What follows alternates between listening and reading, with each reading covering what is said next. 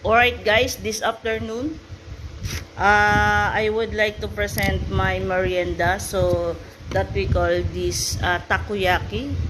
That we call this takoyaki in the Philippines, Filipino world. Alright. And I pick this one, then I eat, and I taste is good or no good. Alright.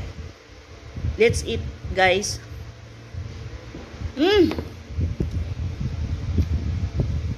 Amazing.